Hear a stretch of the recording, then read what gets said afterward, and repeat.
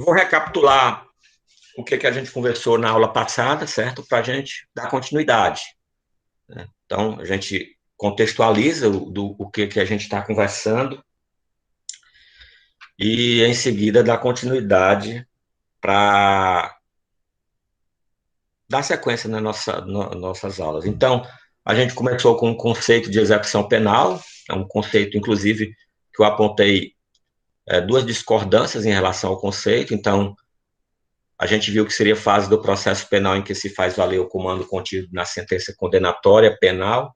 E aí eu já faço a primeira observação, né? Há controvérsia em relação a isso.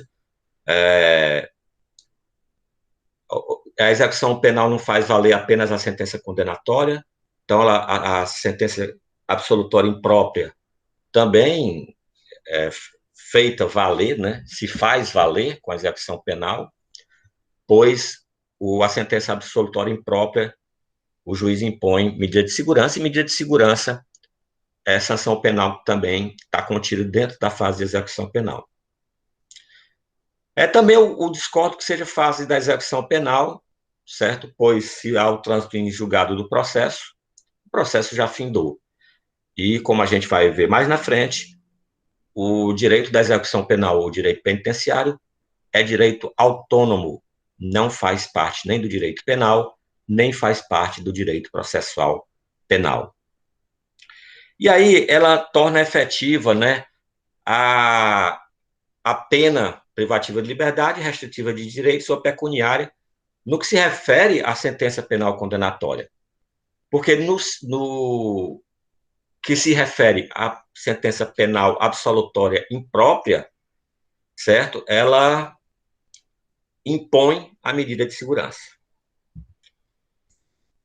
Nós vimos também a questão da finalidade da pena, que depende do momento.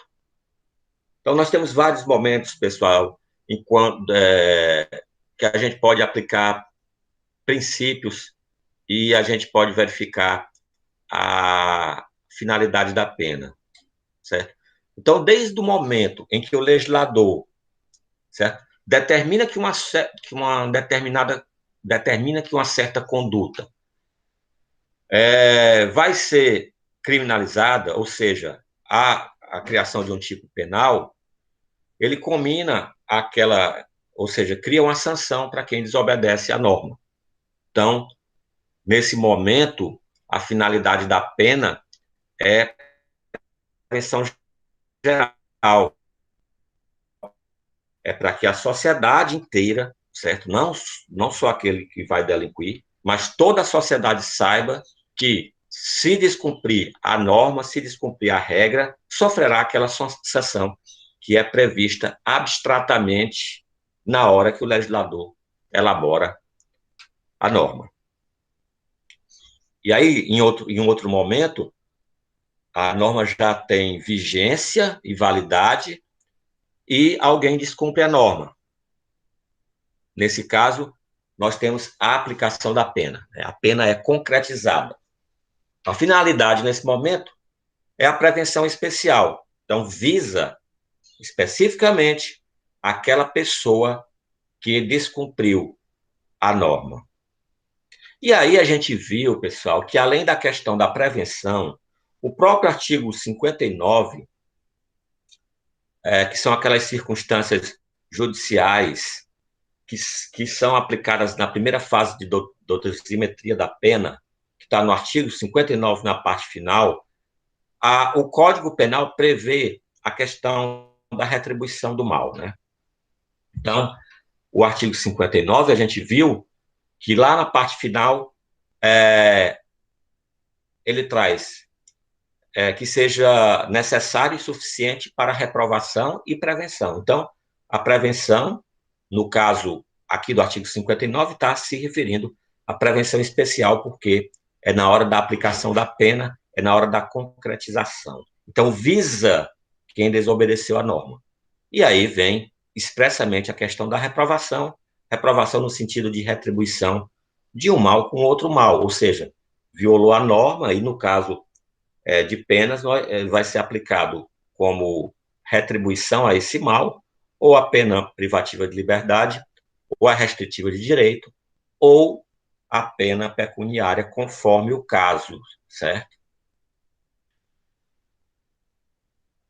Por outro lado, pessoal, né, como eu já falei, quando fiz a crítica àquele conceito da execução penal, a LEP, né, a Lei 7.210 de 84, ela não se aplica e ela não regula apenas a aplicação de pena.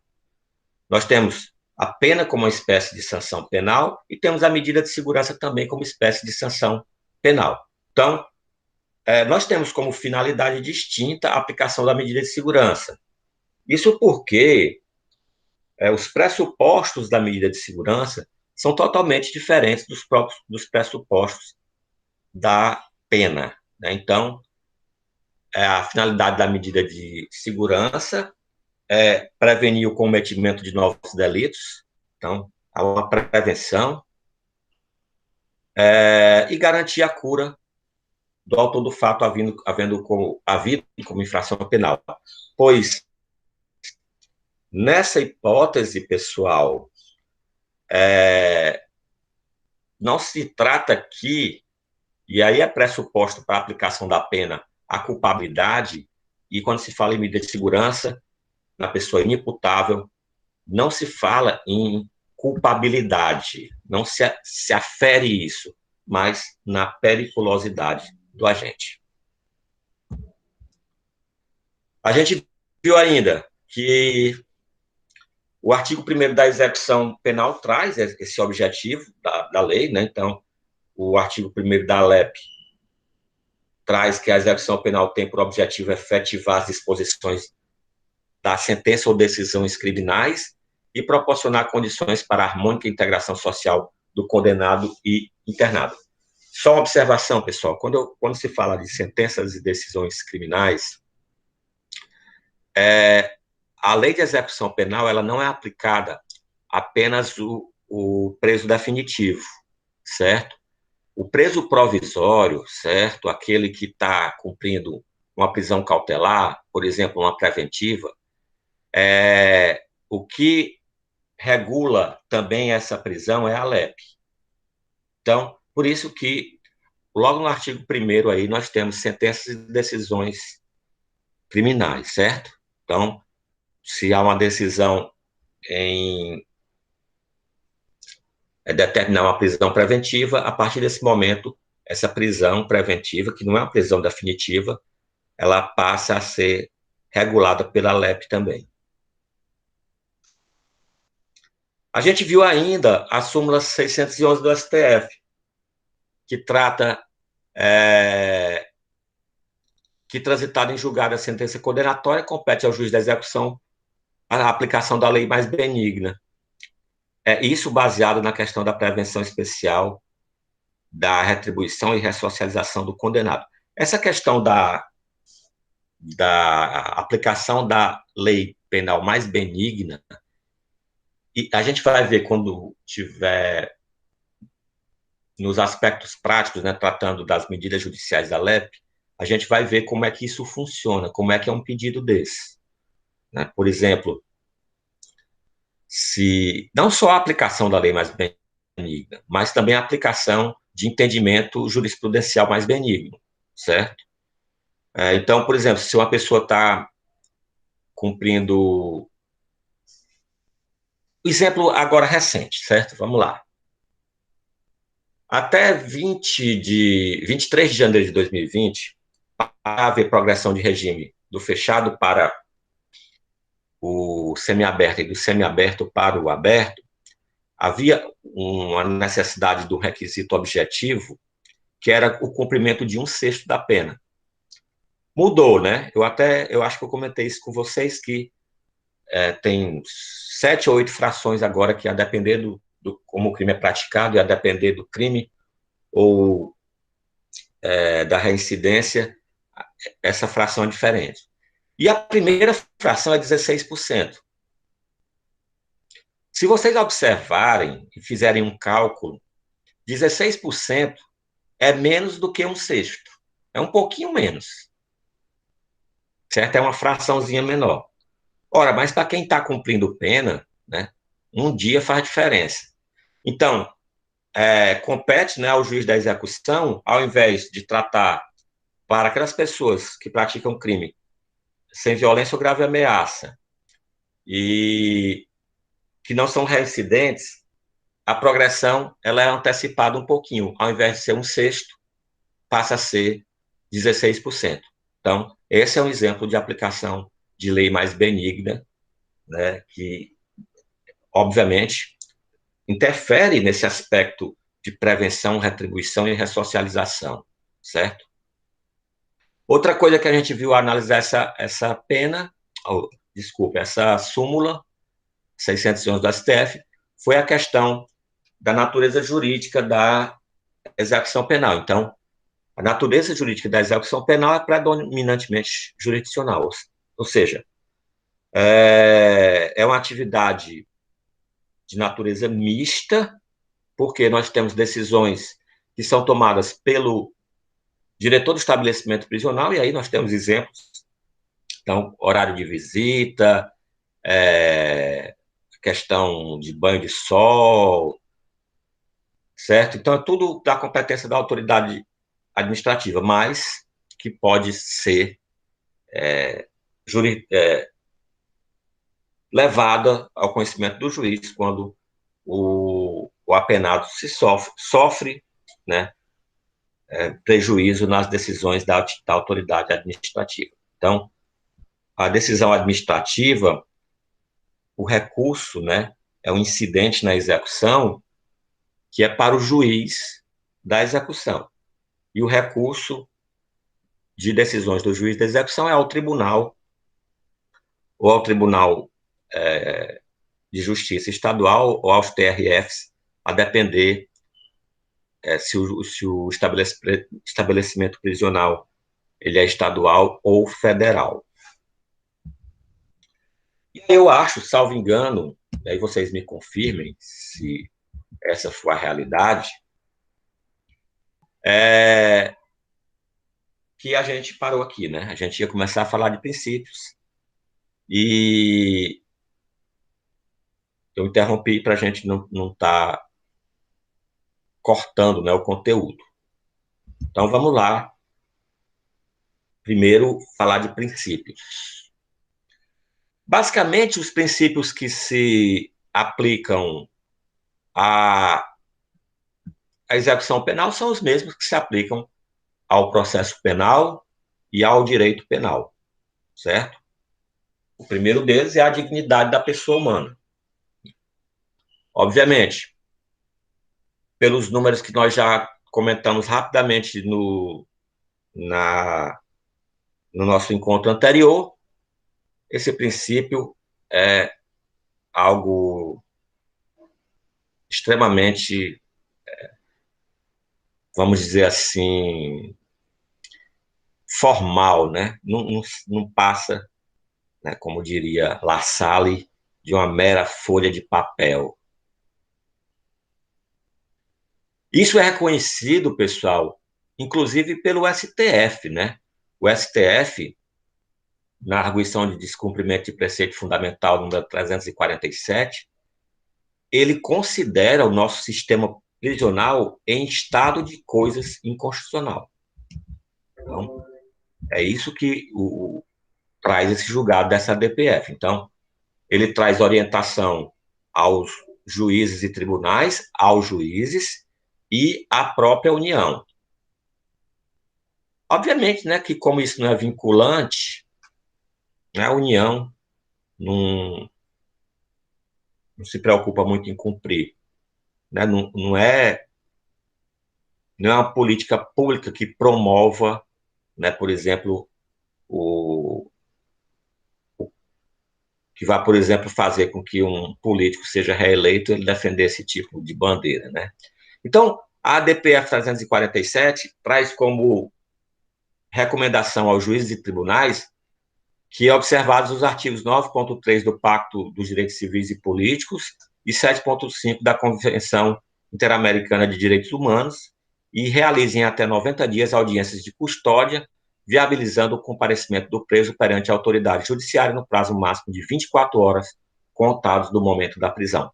Inclusive, isso faz parte, né, a criação tanto do juiz de garantias como esse prazo para audiência de custódia, faz parte do pacote anticrime, mas foi a primeira coisa que suspenderam, né? Aos juízes, né, que estabeleçam, quando possível, penas alternativas à prisão, ante a circunstância de a reclusão ser sistematicamente cumprida em condições muito mais severas do que as admitidas pelo arcabouço normativo.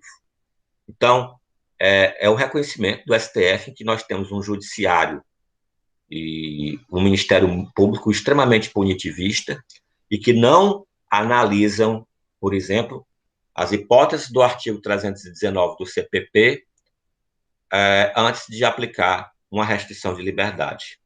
Então, o artigo 309 do CPP traz 10 incisos, que são medidas cautelares diversas da prisão, em que, pelo que estabelece esse dispositivo, o juiz deveria analisar se realmente é viável a aplicação de um daquelas medidas cautelares, e somente no caso de não ser é que se aplica, por exemplo, uma prisão cautelar.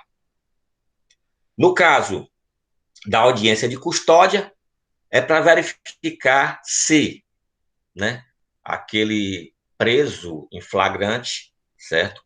Ele realmente precisa permanecer preso ou se ele será liberado. Então, as hipóteses que são dadas ao juiz é liberar, aplicar uma medida cautelar diversa da prisão ou converter a prisão em flagrante em preventiva. Haja visto, né, pessoal, que, em tese, apesar da gente já ter visto isso acontecer, o juiz não pode determinar prisão temporária de ofício. Mas tem um povo aí que se acha acima do bem e do mal e acima da lei, num determinado estado do país, que tem juiz federal, ex-juiz federal, que chegou a determinar prisão temporária de ofício, o que é um absurdo. E a União que libere, né, o saldo acumulado do Fundo Penitenciário Nacional para utilização com a finalidade para o qual foi criado, abstendo-se de realizar novos contingenciamentos. Isso porque, pessoal, não é porque há falta de verba para melhores condições dos estabelecimentos prisionais. É porque simplesmente a União, né, segura o dinheiro, né, faz esse contingenciamento do dinheiro. Certo? Então, em relação à dignidade da pessoa humana, há essa decisão do STF, da DPF 347, que traz essas recomendações, né? Só repetindo, aos juízes e tribunais, aos juízes e à União. Só lembrando, né, de números que foram comentados no nosso último encontro, que no Brasil a gente tem em torno de 350 mil vagas em estabelecimentos prisionais, enquanto temos quase 800 mil pessoas presas, encarceradas.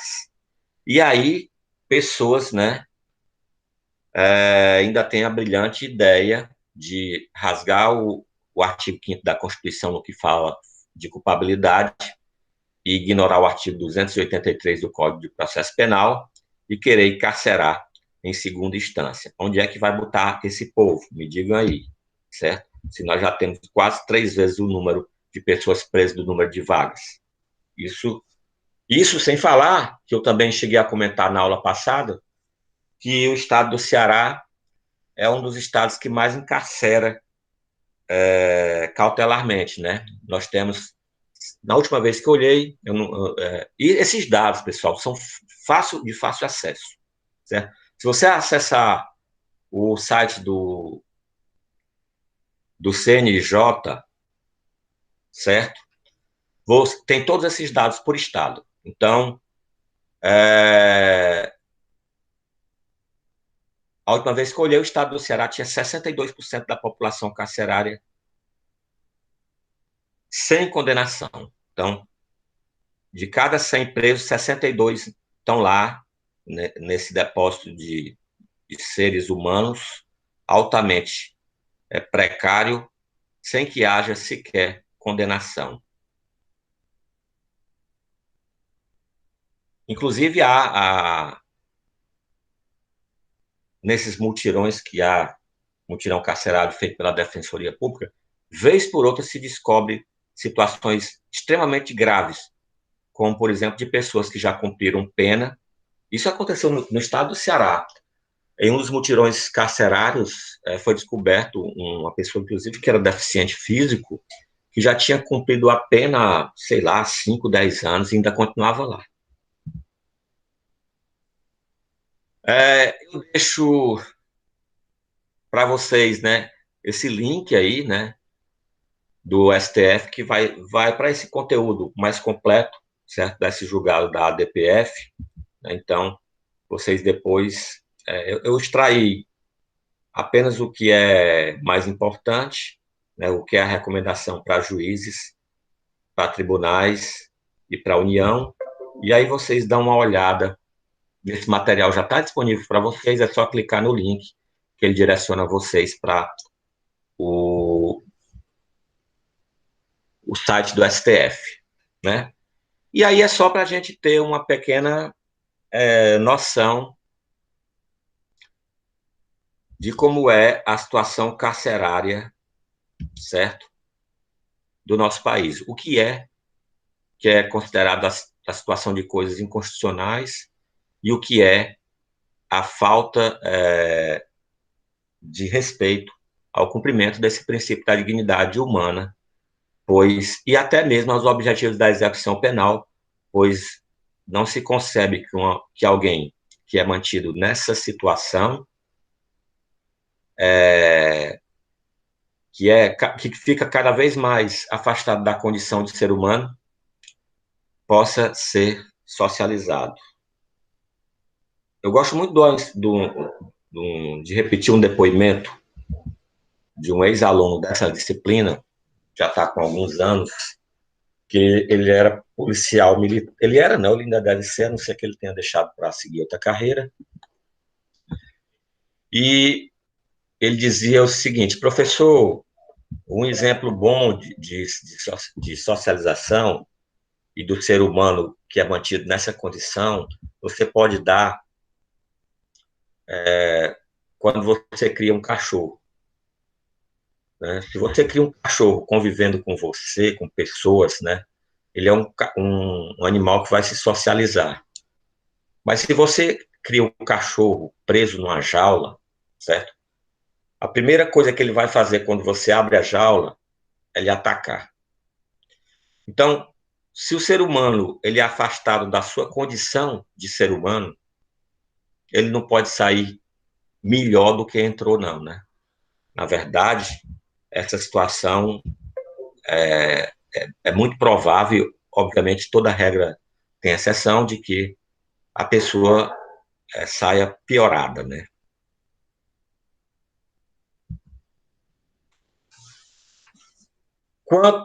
Dando sequência aqui aos princípios, pessoal, como eu disse, os princípios que se aplicam são os mesmos aplicáveis ao direito penal. Então, um outro princípio é o princípio da legalidade, né?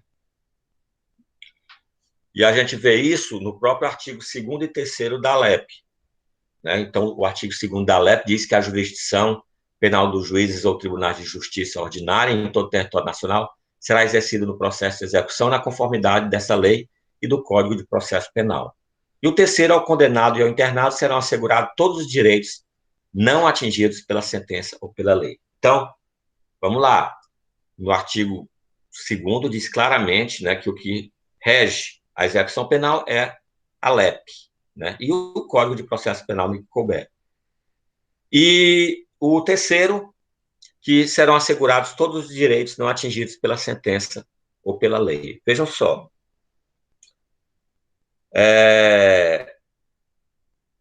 A sentença penal condenatória, né, quando aplica uma pena, A pena é o efeito primário da condenação. Mas nós temos também outros efeitos. Então, se você for no artigo 92 do Código Penal, certo? Vocês vão ver que são efeitos secundários da condenação.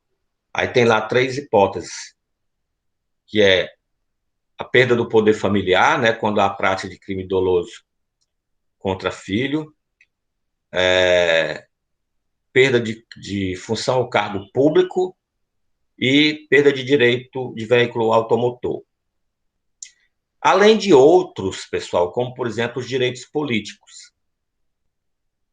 E o que o artigo 3º traz é que o juiz da execução não pode impor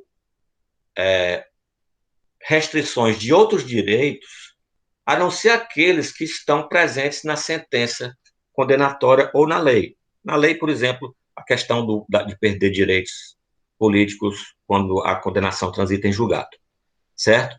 Então, por exemplo, quanto aos efeitos secundários, se o juiz não determina um dessas hipóteses, isso é só exemplo, né, pessoal? Não é uma questão taxativa. Se o juiz não determina uma hipótese de efeito secundário, por exemplo, que conste no artigo 92 do Código Penal, não compete ao juiz da execução estender o alcance dessa pena, certo? Feriria o princípio da legalidade. Outro exemplo de questão de princípio da legalidade em relação à execução penal é no que diz respeito à disciplina. Então, o artigo 50 da LEP traz uma série de faltas, né, que são graves, e traz quais são as sanções definidas para cada uma das faltas. Essas faltas graves, pessoal, ou leves ou médias, que são determinadas em legislação estadual, e a previsão da sua sanção, ela tem que ser exatamente como é a tipificação da conduta e a pena. Tem que ser anterior à conduta do preso, certo? Então, não pode um preso ser sancionado administrativamente pelo fato que ele praticou e que a legislação mudou depois desse fato, né? Então, segue tanto a questão da legalidade como a anterioridade também, certo? Então, se aplica a essa hipótese também. A questão do princípio da igualdade ou isonomia também é prevista no artigo 3º, só que aí no parágrafo único, no artigo 3º da LEP. Quando eu não falar qual é a lei, é porque a gente está tratando da LEP, que não haverá qualquer distinção de natureza racial, social, religiosa ou política. Então, todos os presos deverão ser tratados de forma isonômica, de forma igual. Então, não poderá haver restrição de direito para uns ou e para outros não, certo? Não pode haver benefícios para uns e outros não. Obviamente que isso está ligado também ao princípio da individualização da pena.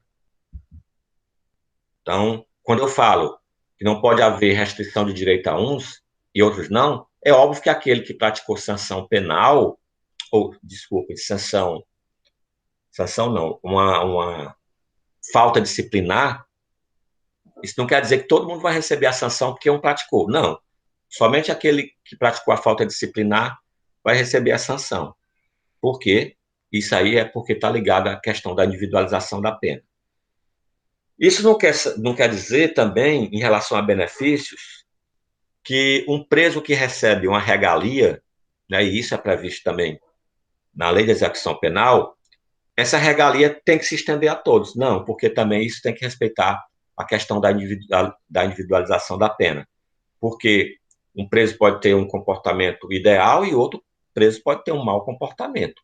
Obviamente, certo? Quando se fala em igualdade e isonomia, não é tratar todo mundo igual, né? Então, é tratar conforme o merecimento de cada um, certo? Eu acho que... Professor, Oi, Miguel, fala. é só uma dúvida, porque assim, com essa questão dessa distinção de natureza social, né? Assim, a gente tem as prisões para quem tem diploma de ensino superior, né? Se eu não me engano, eles têm um tipo de prisão diferenciada, né? Só a prisão cautelar. A pena Hum, definitiva, a prisão é a mesma, certo. certo? Eu até tenho observações a fazer sobre isso. Eu acho que quem tem nível superior devia ser preso era de forma pior, porque tem toda a formação e o conhecimento capaz de discernir o que é certo e o que é errado, né? Às vezes o coitado de uma pessoa que não teve acesso à educação e à cultura, nem às vezes não tem nem conhecimento do que está praticando é crime, né? Como, por exemplo, e eu vou dar aqui um exemplo de crime grave. Se vocês procurarem no Google, vocês vão achar de essas populações de floresta, né? Certa vez a polícia ambiental prendeu né? E aí o crime ambiental era severo e foi porque o cara estava arrancando casca de uma árvore para fazer chá, né? Obviamente essa população de floresta vive da floresta e não tem conhecimento que isso é crime, né? Então, eu acho isso meio ainda resquício, né? De uma sociedade, né? De desiguais, né? Não sei se eu me fiz entender, né? A gente tem uma sociedade altamente desigual e que, de uns tempos para cá, tem aumentado a desigualdade e tem questão de se fazer aparecer, de se fazer mostrar como desigual.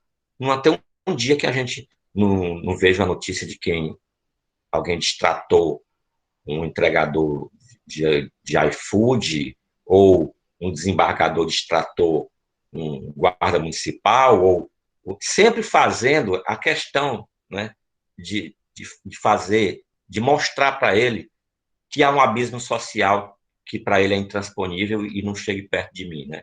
Então, é, cada vez se agrava mais e tem sido estimulado por, por condutas dos próprios governantes, né? Infelizmente.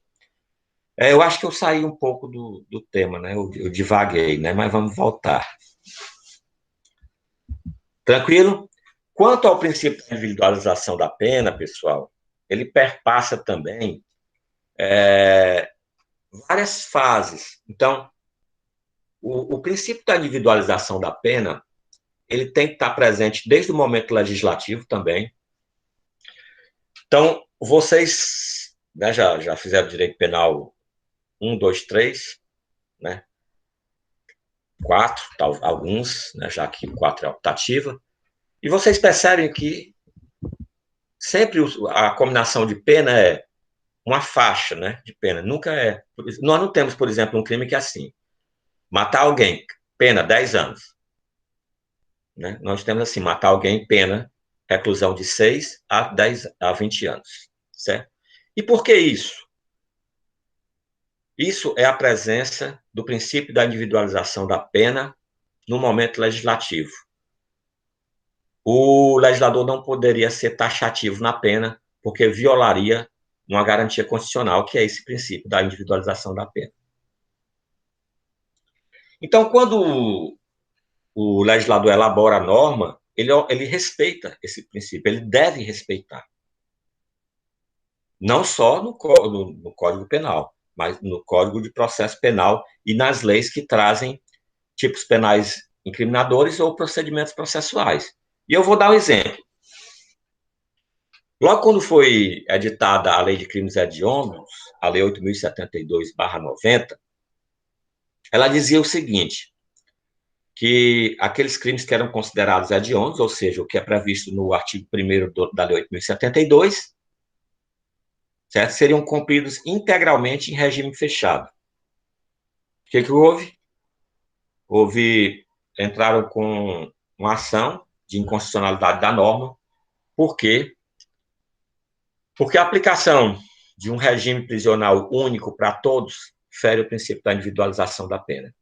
Né? Então, deve ser avaliada a situação de cada um, né? O próprio artigo, a própria sistema trifásico de dosimetria da pena, né? Em que o juiz primeiro observa as circunstâncias judiciais do 59, depois as legais, para em seguida aplicar a pena, né? Vai ter o cálculo, pena base, né? Até a pena final e o regime de cumprimento. Então, a determinação de um regime de cumprimento único para quem pratica um certo tipo de crime viola esse princípio. Aí, depois dessa decisão do STF, o legislador fez uma alteração na lei. E aí fez colocou a seguinte redação: aquele que comete crime hediondo iniciará sempre em regime fechado, ajuizar a ação de inconstitucionalidade, e o STF disse que era inconstitucional, porque viola o princípio da individualização da pena. Por quê? Porque eu determinar uniformemente para todo mundo que eles devem iniciar em regime fechado, também é uma regra abstrata, né, que não verifica a condição de cada um. E aí foi mudado, né, e hoje, né, existe progressão de regime e não há óbice para que, em situações de crime hediondo, haja o início de cumprimento de pena em regimes prisionais diferentes, a depender da situação do apenado, respeitando dessa forma o princípio da individualização da pena. E um terceiro momento, pessoal, e aí é o momento que é afeito especificamente à lei que nós estamos estudando, que é a lei de execução penal, é o momento da execução. Então, no momento da execução, o, o juiz da execução e o diretor do estabelecimento prisional também devem respeitar esse princípio da individualização da pena, certo? E onde é que a gente vê isso na ANALEP? No artigo 5º. Os condenados serão classificados segundo os seus antecedentes e personalidade para orientar a individualização da execução penal. A classificação feita pela Comissão Técnica de Classificação, que somente possui como finalidade a individualizar a execução da pena privativa de liberdade. E ainda o preso tem o direito de ser chamado pelo nome, certo? Então, essa classificação serve para individualizar a pena e não numerar ou rotular ninguém. Então, quando o preso chega no sistema prisional, que ele passa pela essa comissão de classificação, é para, pelo menos deveria ser, né, pessoal? Quando eu falar que é para, vocês não fiquem pensando aí na cabecinha de vocês o quanto eu sou inocente e acho que esse negócio funciona. Não, quando eu disser é para, é entendendo que o direito é uma ciência do dever ser e não uma ciência do ser. Deveria ser dessa forma. Se é ou não, aí é outra história.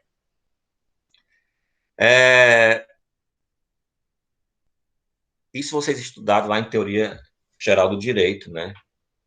No livro do Miguel Reale, né? Vocês estudaram com esse livro, foi? Certo? Então, é porque deveria ser dessa forma. Tranquilo? Óbvio que a gente sabe que em certos estados, e aqui a gente teve recentemente uma série de problemas por conta de que os estabelecimentos prisionais eles eram divididos não de acordo com a classificação que o preso recebia, né? Mas eram controladas eram controlados, não sei se ainda são, por facções, né? E basicamente a, o destino do detento era para estabelecimento A, B ou C, a depender da facção a que ele pertencia, porque de outra forma ele até corre risco de vida, né?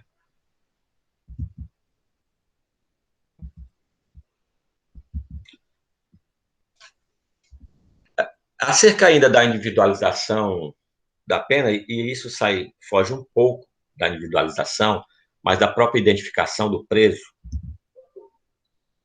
No artigo 9º da LEP, pessoal, a questão da identificação do perfil genético. E aí, certo? Vai fazer a distinção. Que não é uma espécie de classificação. A questão da identificação do perfil genético é uma nova hipótese de identificação criminal, certo?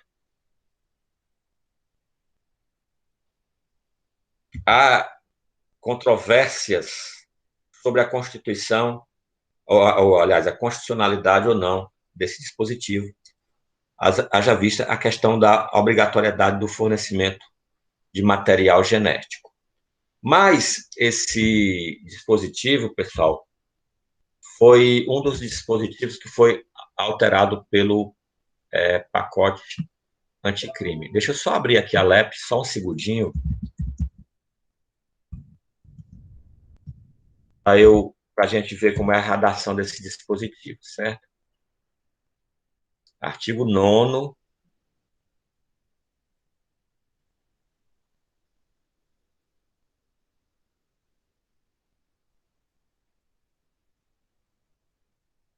da LEP. Aliás, nono A, né? Não, nono A.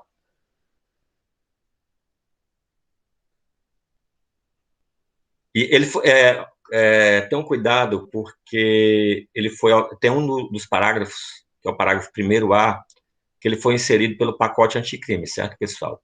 Então, essa questão de identificação do perfil genético, que não guarda relação com a classificação, mas com identificação criminal, né, o nono A diz o seguinte: os condenados por crime praticado dolosamente, com violência de natureza grave contra a pessoa, ou por qualquer dos crimes previstos na Lei 8.072, que são os crimes hediondos, né, serão submetidos obrigatoriamente à identificação do perfil genético, mediante extração de DNA, né, ácido desoxirribonucleico, por técnica adequada e indolor. Parágrafo 1º. A identificação do perfil genético será armazenada em banco de dados sigiloso, conforme regulamento a ser expedido pelo Poder Executivo.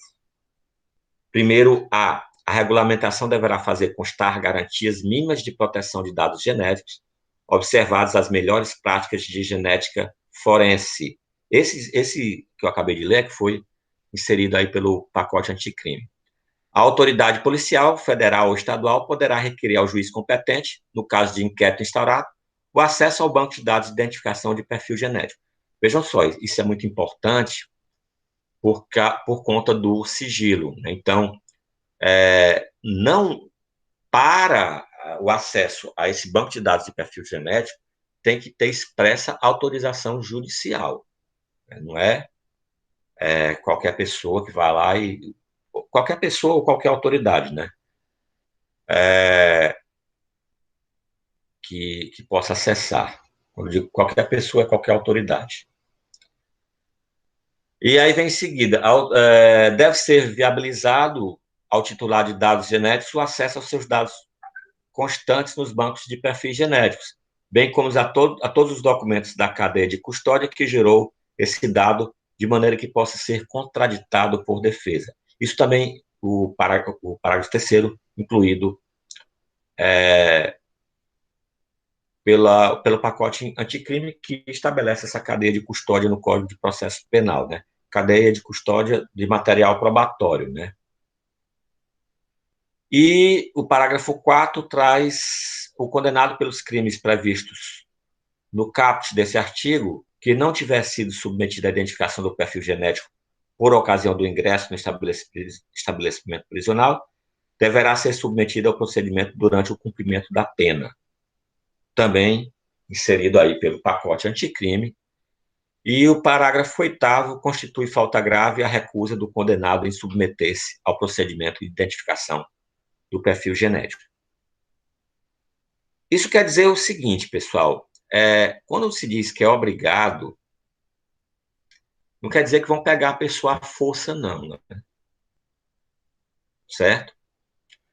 Quando o legislador estabelece como uma sanção disciplinar para aqueles que se recusam, é sinal que ele tem o direito de se recusar e de arcar com as sanções disciplinares. Então, ele pode se recusar? Pode. Né? Não vão pegar ele à força e extrair, por exemplo, sangue do cara, né? Porque isso aí é tortura, certo? Mas quando passa a ser definido como falta grave, é porque vai interferir essa negativa em direitos que o apenado possa conseguir. Então, vou só citar alguns, que mais na frente a gente vai ver de maneira mais aprofundada. Então, vai interferir na progressão de regime? Vai, certo? Porque a falta grave interrompe a contagem de prazo para a progressão de regime. Vai interferir na contagem, por exemplo, de remissão? Vai, porque aquele que comete falta grave está sujeito, né, o juiz pode cassar, né, até um terço dos dias remidos. Então, tem consequências. E isso se coloca da mesma forma que o trabalho do preso se coloca. O preso ele tem a obrigação de trabalhar, mas ele é obrigado, ele é obrigado, não, ele não é obrigado a trabalhar, certo? O Miguel está perguntando se essa falta grave se estende enquanto ele se negar a coletar. Cada negativa é uma falta grave, né? Então,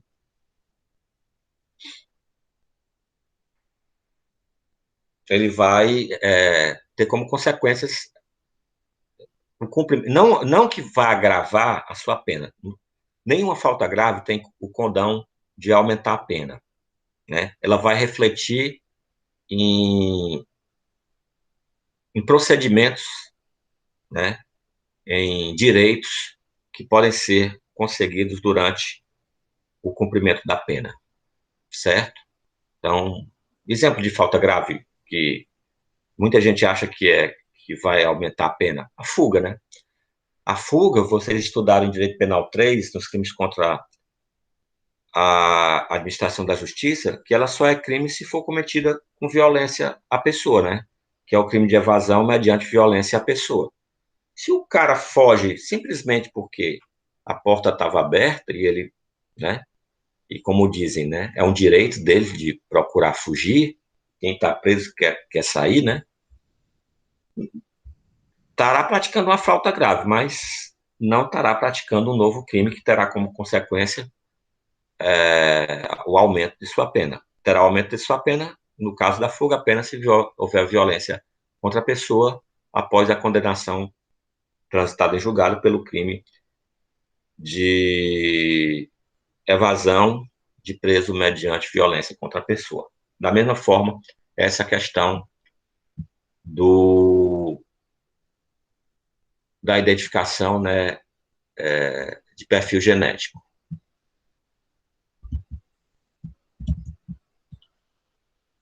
Vamos dar sequência aqui. O artigo 5º traz o princípio da jurisdicionalidade. Isso a gente já até viu, né? Quando eu disse que a natureza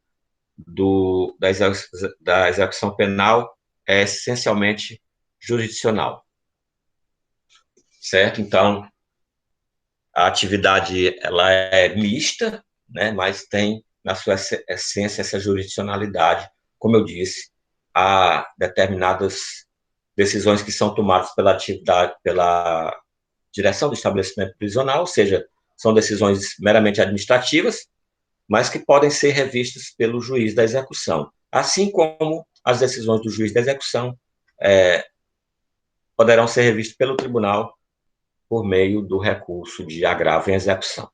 Então, isso seria a questão do princípio da jurisdicionalidade aplicada à execução penal. Temos ainda o princípio da ressocialização, e isso a gente viu no próprio artigo 1º da LEP, né, que é um dos objetivos, seria a ressocialização. E a previsão ainda nos artigos 11, né, que trata da assistência, né, assistência material. Então, o preso tem que receber esse auxílio material, por exemplo, uniforme, material de higiene. Isso faz parte dessa assistência material. A gente vai ter uma aula só sobre assistência. Eu acho que mais de uma, porque não dá para falar sobre toda assistência em uma aula só. A questão da assistência à saúde também faz parte desse princípio da ressocialização. Então, o preso tem direito de ter sua saúde preservada e de ser tratado, né, dentro do estabelecimento prisional e, se for o caso, que não seja possível ser levado até um hospital, né, para que receba esse tratamento. A assistência educacional, né, então, isso faz parte também da ressocialização, obviamente. A educação é um forte fator ressocializante, né? Então, e inclusive estimulado, e é direito do preso, né? Então, por exemplo, a gente tem o abatimento da pena pelo estudo, né? Então, a remissão pelo estudo, a assistência social. E aí, pessoal, a assistência social, ela se estende não só ao preso, mas também à família do preso. E o único ponto, salvo engano, é o único ponto em que se fala na lei de execução penal da vítima, que a assistência social também ela se estende à vítima e sua família, certo? E a assistência religiosa, né? Então, obviamente, apresentada ao preso como um direito, né? Ninguém é obrigado a professar credo ou crença, mas se apresenta aí como um direito também do preso, como atividade ressocializante também. Quanto especificamente contra a assistência social, eu falei, eu trago aí o artigo 23 para vocês verem como exemplo, né, do artigo 23, o que é a incumbência dessa assistência social. Eu até falei, né, que se estende, inclusive, à vítima, né? Incumbe ao serviço de assistência, orientar e amparar, quando necessário, a família do preso, do internado e da vítima, né? Então, o próprio preso, a família do preso, do internado, o internado é aquele que cumpre medida de segurança, então, sempre que se fala em preso está cumprindo pena de prisão, sempre que se fala de internado está cumprindo sanção penal de medida de segurança. E a família, né? Estendendo-se aí a, a vítima. Obedece também ao devido processo legal, então, eu já falei aqui de faltas, né? Faltas graves, médias e leves.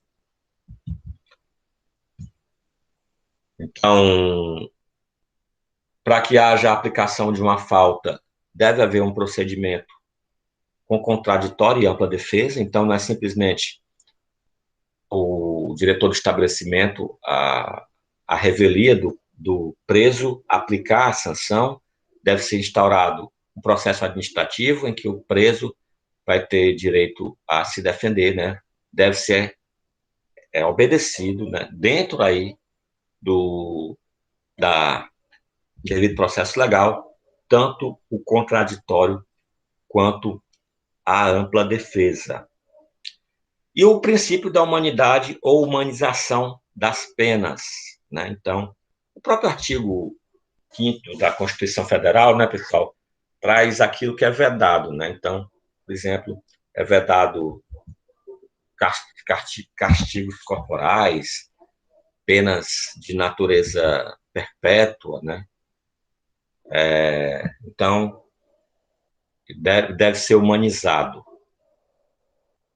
Obviamente, se você pegar o que eu já comentei em relação à dignidade da pessoa humana e se você trouxer para a questão da humanização das penas, a gente viu que também é algo que está muito longe de se considerar o cumprimento de pena nesse país humanizado, né?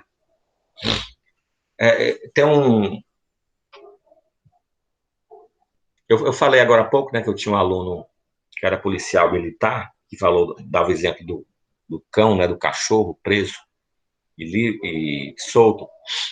O trabalho de conclusão de curso dele foi a análise de dois estabelecimentos prisionais, né, da Noruega.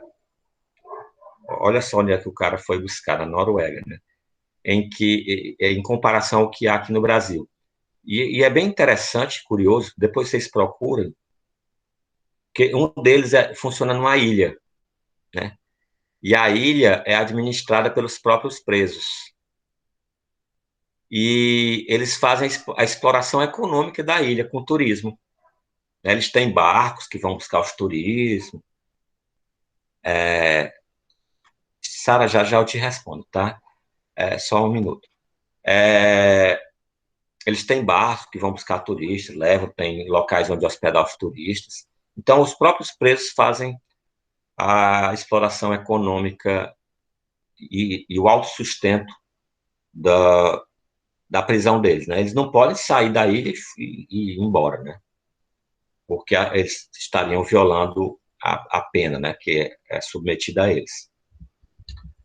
Mas é interessante você ver realidades, né, de países que são mais evoluídos, né? E em relação a certos aspectos da nossa sociedade que estão muito mais próximos da Idade Média do que da contemporaneidade, né? Tem certos aspectos da nossa sociedade que não passou ainda nem pela modernidade. Imagine chegar na contemporaneidade. Certos aspectos e certas visões da nossa sociedade, elas são ainda bem enraizadas na Idade Média, né? A gente vê isso todo dia. Eu fico espantado, às vezes, quando eu leio certas notícias. Eu sou uma pessoa muito sensível, certo, pessoal? Mas eu leio bastante, eu sou muito informado. Mas, às vezes, eu passo assim, 2, 3 dias sem ler notícia, porque me satura, sabe? Eu perco, assim, às vezes, a perspectiva e fico meio deprimido, e aí eu preciso me afastar um pouco.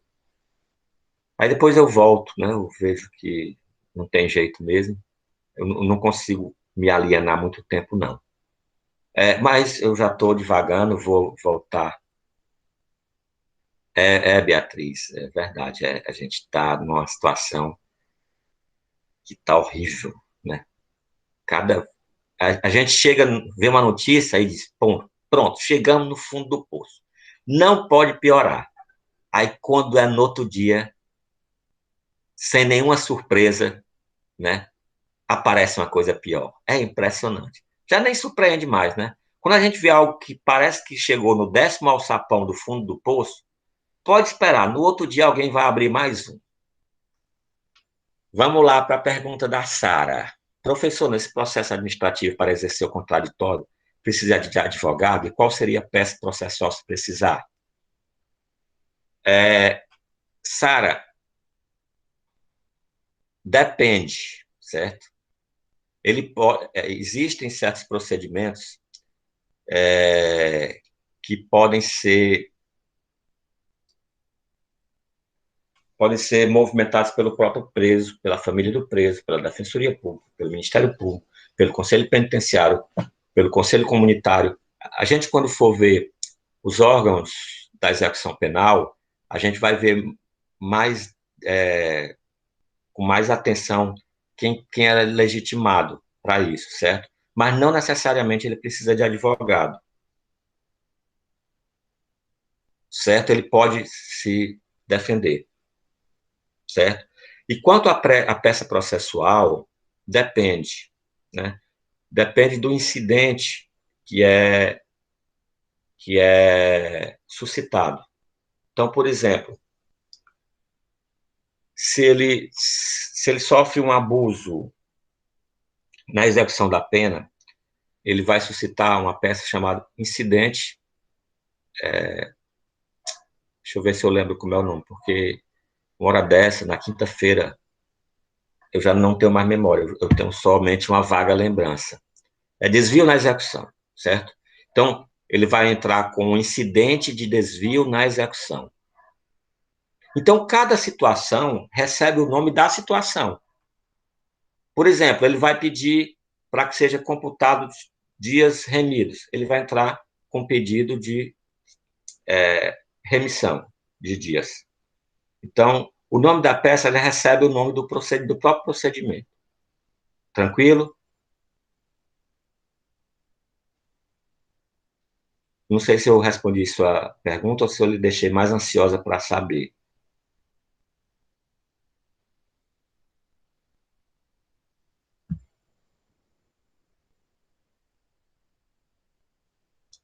Mas vamos lá.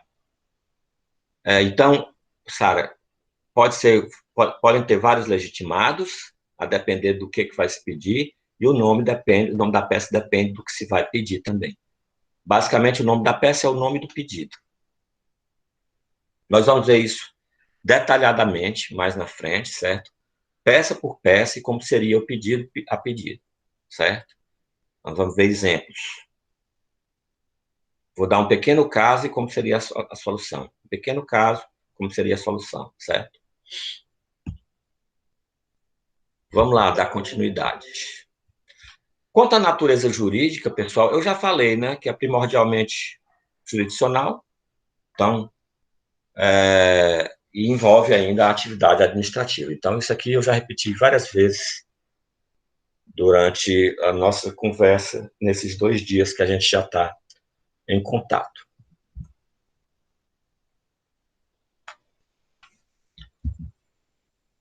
Eu falei para vocês, pessoal, que eu discordo. E aí eu discordo e vou mostrar agora os fundamentos para vocês. Eu discordo, né, logo naquele conceito do primeiro slide apresentado, que seria uma fase da execução.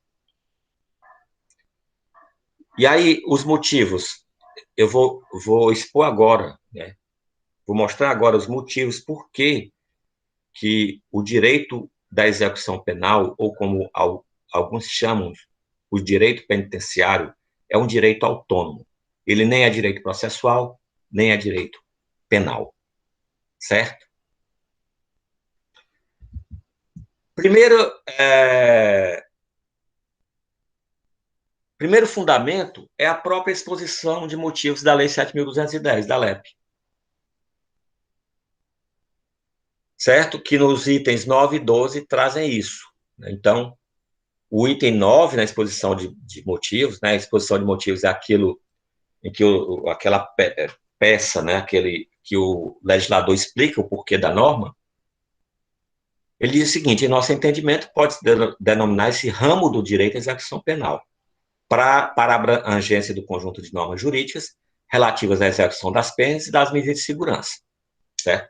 Então, o legislador, quando criou a lei de execução penal, ele a criou pensando em um ramo novo do direito, e não uma perna do processo penal. Então, está aí a primeira justificativa de que há uma autonomia no direito da execução penal. O que é que diz o item 12? O projeto reconhece o caráter material de muitas de suas normas, não sendo, porém, regulamento penitenciário ou estatuto do presidiário. Avoca todo o complexo de princípios e regras que delimitam e jurisdicionalizam a execução das medidas de reação criminal. A execução das penas e da medida de segurança deixa de ser um livro do Código de Processo para ingressar nos costumes jurídicos do país com a autonomia inerente à dignidade de um novo ramo do direito, o direito da execução penal. Então, na própria criação da lei de execução penal, o legislador deixa bem claro que a intenção dele é criar um direito autônomo, um ramo do direito, um novo ramo do direito, certo? E não fica só por isso, pessoal, certo? Então, nós não temos apenas a exposição de motivos, apenas o legislador que elaborou a norma dizendo o que ele quis fazer. Nós vamos além, certo? Vou fazer aqui uma pergunta a vocês. Vocês já viram todas as disciplinas de direito constitucional, acredito eu. De quem é a competência para elaborar normas de direito penal e de processo penal? Vamos lá, alguém?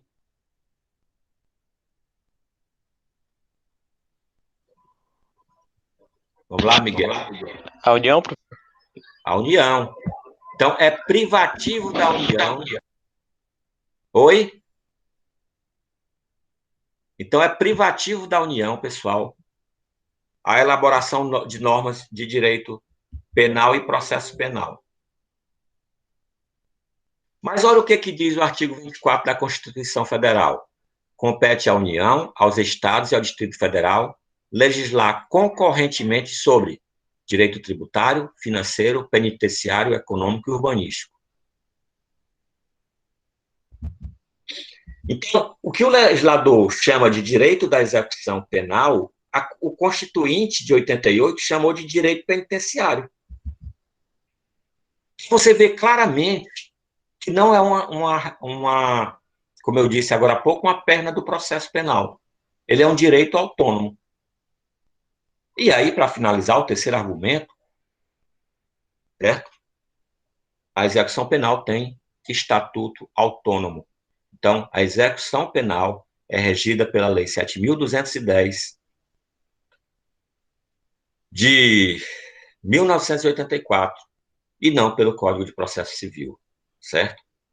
Não são normas dentro do processo. Então, essas três justificativas são suficientes, acredito eu, para convencer qualquer pessoa de que nós estamos tratando de um ramo autônomo do direito.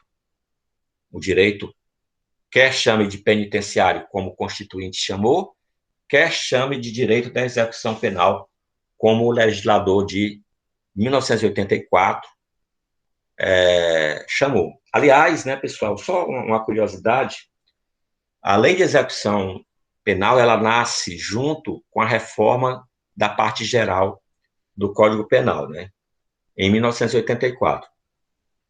Eu fico, às vezes,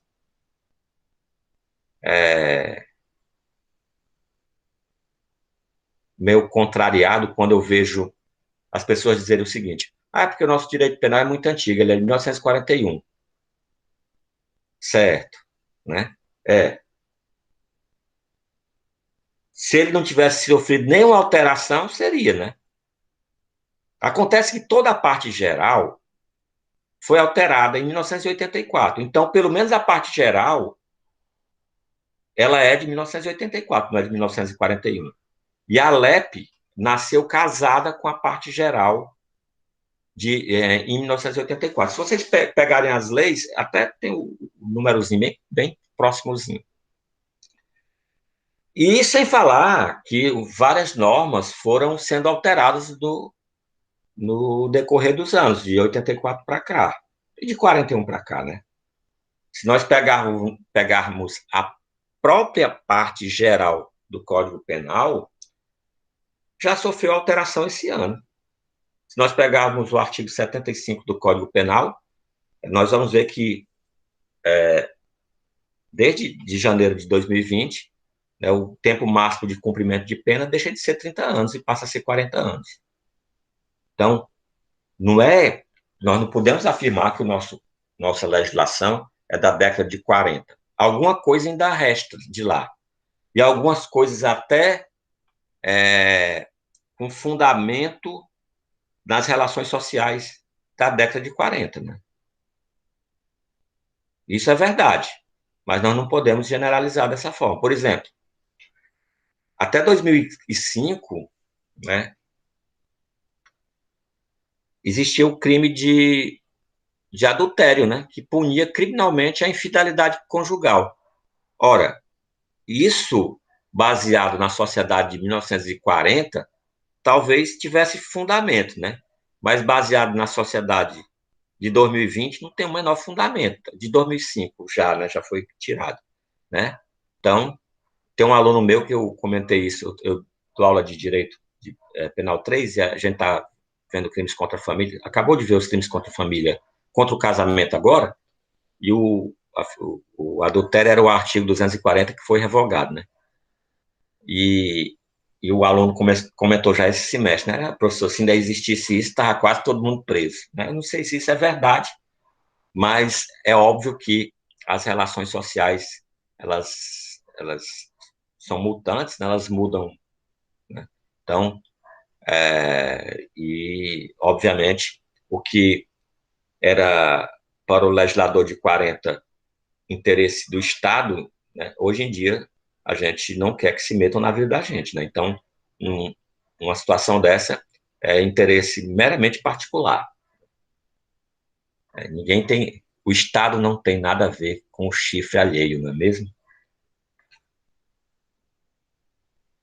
Assim como outros crimes que são hoje já totalmente contestados, como o próprio crime de bigamia, né? Eu já estou divagando de novo, né, pessoal? Já saí da execução penal faz tempo, né? Mas tudo bem, vamos voltar.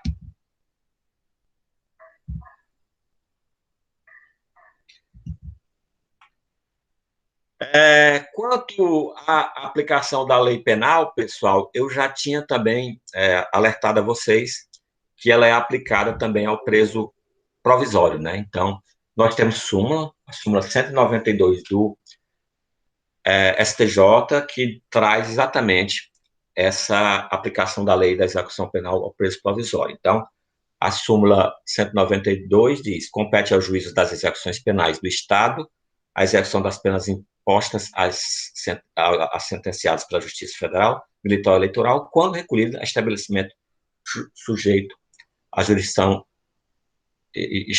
Aliás, eu estou lendo a súmula da jurisdição ordinária e jurisdição especial. Então, elas são aplicadas ao preso provisório, e essa súmula, pessoal, diz respeito à jurisdição ordinária e jurisdição especial. Vejam só.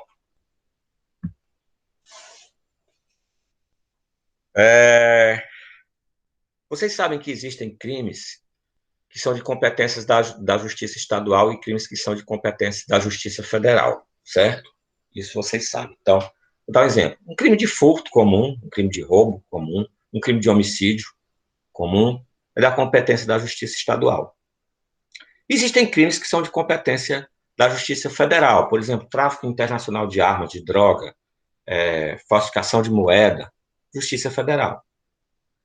A pergunta é: quem é o juiz da execução responsável, certo, para acompanhar a execução de um preso que pratica um crime de competência da jurisdição estadual? Quem é o juiz competente da execução para quem comete um crime de competência da Justiça Federal?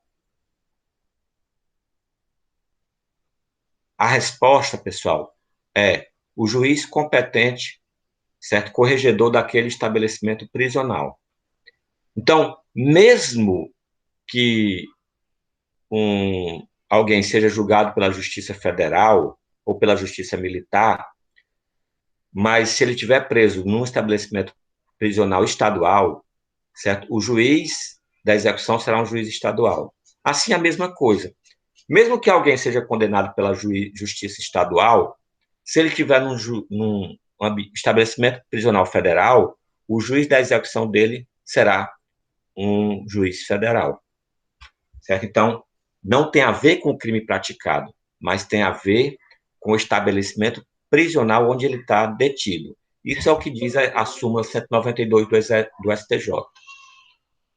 Compete ao juiz das execuções penais do Estado a execução das penas impostas a sentenciados pela Justiça Federal, Militar ou Eleitoral, quando recolhidos a estabelecimentos sujeitos à administração estadual. Certo?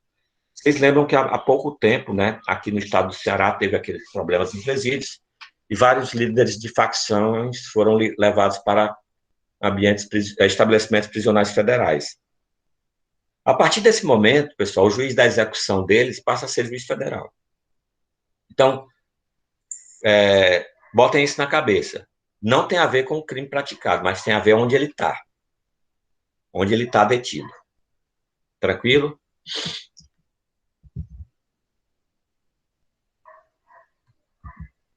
Pessoal, vamos dar uma paradinha aqui nesse slide da súmula 192.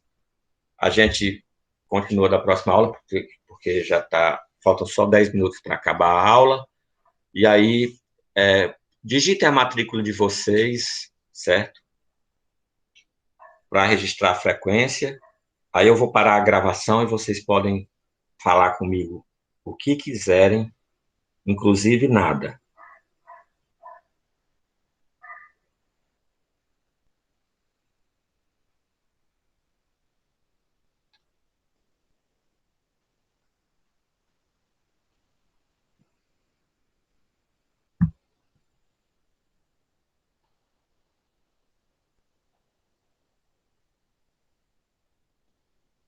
Pronto, todos registraram. A partir desse momento.